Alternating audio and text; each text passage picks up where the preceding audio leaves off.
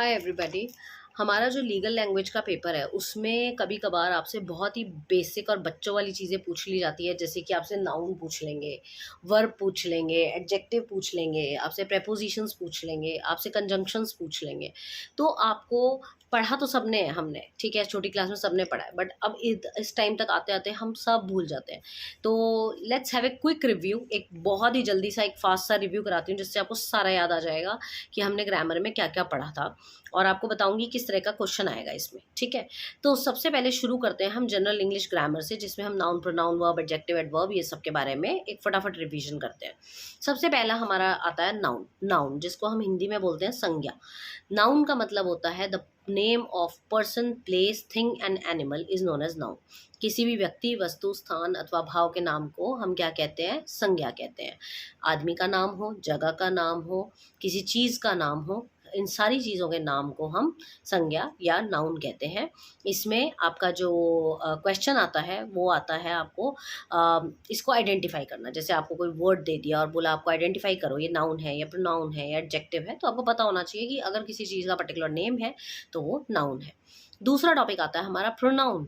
Pronoun जिसको हम हिंदी में सर्वनाम कहते हैं। प्रोनाउन का मतलब होता है the words which are used in place of a noun is known as pronoun.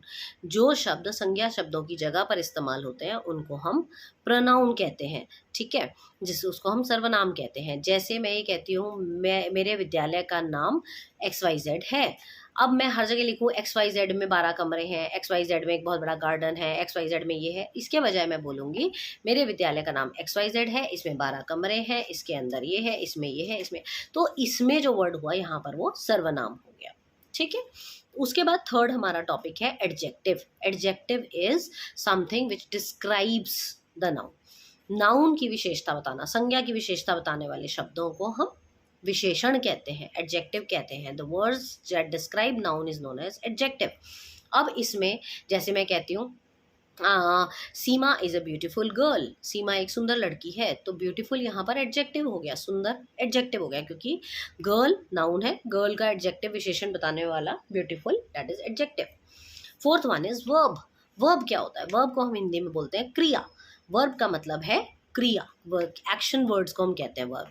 यहाँ पर हम कहेंगे जैसे मैं खेलने जा रही हूँ, तो खेलना क्या हो गया? क्रिया हो गई। यहाँ पर I am playing, playing is verb. तो कोई भी यहाँ पर किसी काम के करने या होने का पता चले उसको हम क्रिया बोलते हैं या वर्ब बोलते हैं।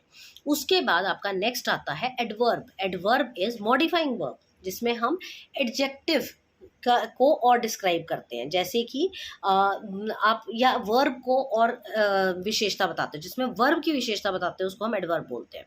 And adverb is a word that modifies a verb. जैसे मैं कहती हूँ आई राइट ब्यूटीफुली, मैं बहुत सुंदर लिखती हूँ, तो राइट का मतलब तो वर्ब हो गया और उसको मैंने ब्यूटीफाई कर दिया, उसको उसकी विशेषता बताई, तो उसको हम कहेंगे एडवर्ब।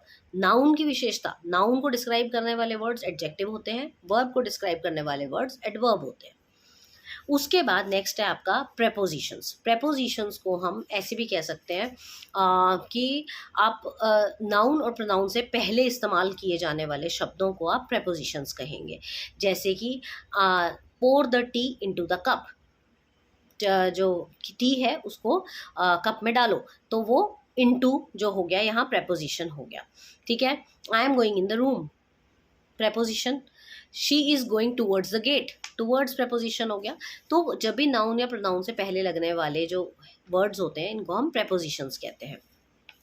उसके बाद आपका कंजंक्शन। कंजंक्शन होते हैं आपके कनेक्टिंग वर्ड्स। कनेक्टिंग वर्ड मतलब जो दो शब्दों को जोड़ते हैं आपस में। एंड हो गया, सो हो गया, बिकॉज हो गया, एज हो गया, तो बिटवीन हो गया।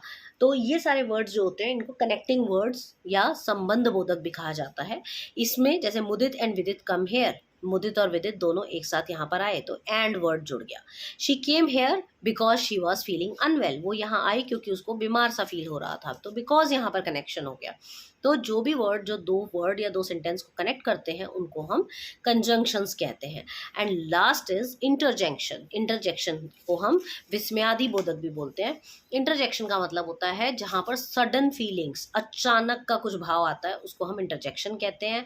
जैसे कि मैंने कहा अरे वाह तुम बड़े अच्छे अंक लाए, बहुत अच्छे तुम्हारे अंक आए, या alas his uncle is no more, ओहो उसके अंकल अब नहीं बचे। तो जहाँ पर सडन रिएक्शन आता है, अलास, ब्रावो, ओ माई गॉड, तो इस तरीके के जहाँ वर्ड्स आते हैं वहाँ पर आपका इंटरजेक्शंस आता है।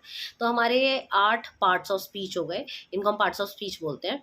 Noun, pronoun, adjective, adverb, verb, preposition, conjunction and interjection. Noun is naming word, जो किसी का नाम बताते हैं। pronoun is that renames noun, जो noun की जगह पर इस्तेमाल होते हैं। adjective is that describe noun, जो noun को describe करते हैं।